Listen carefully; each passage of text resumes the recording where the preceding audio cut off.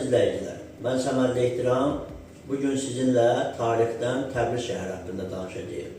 İlkin olaraq Təbriz şəhərinin ilk paytaxt olması prosesi 981-ci ildə yaranan Rəvvadilər dövləti ilə bağlıdır. Belə ki, Rəvvadilər dövləti Əbülhicər Rəvvad tərəfindən yaradılmışdır.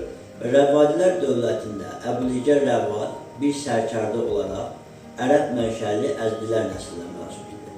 981-ci ildə Salarilər dövlətinin paytaxtı olan, baxın, gördüyümüz bu Ərdəbil şəhərini Xəzər dənizinin qərb hissəsində və ya Xəzərin sol tərəfindəki bu hissəni tutaraq sonuncu Salari hökmdarı İbrahim bin Mərdibana qalib gəlir və beləliklə Salari dövlətinə son qoyaraq paytaxt Ərdəbili tutur və 981-ci ildə paytaxtı Ərdəbil olan Rəvvadi dövlətini yaradır. Əbülhicər Rəvvaddan sonra gələn digər hökmdarların dövründə, əsasən 11-ci əsrdə Təbriz ilk dəfə paytaxt şəhər kimi seçilir və Təbriz Rəvvadilər dövlətinin paytaxtı olur. Bu şəhər Urmiya gölünün şərqində və yaxud Urmiya gölünün sağ hissəsində yerləşib Təbriz şəhəri. Test üzrə baxsaq isə, burada da görürük ki, baxın, Araz çayından cənub və Urmiya gölünün sağı və yaxud Urmiya gölünün şərq hissəsi olaraq götürülür. Təbriz şəhəri. 2.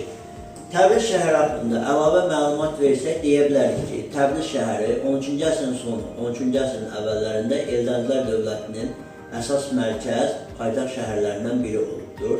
Hətta 1225-ci ildə Xarəzmşahlı Cəlaləddin gəlib Təbrizi tutaraq Eldənizlər dövlətinə son qoyacaq. Bəli, əlavə olaraq Təbriz şəhəri 1410-cu ildə Urmiya gölünün sağ hissəsində yerləşən şəhər 1410-cu ildə Qaraqoyunlu dövlətinin paytaxtı olacaq, 1468-ci ildə Ağqoyunlu dövlətinin paytaxtı olacaq və 1501-ci ildə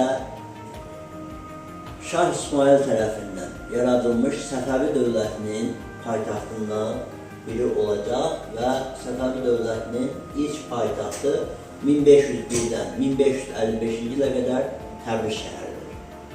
Bugünkü məlumatımız bu qədər. Buyurun.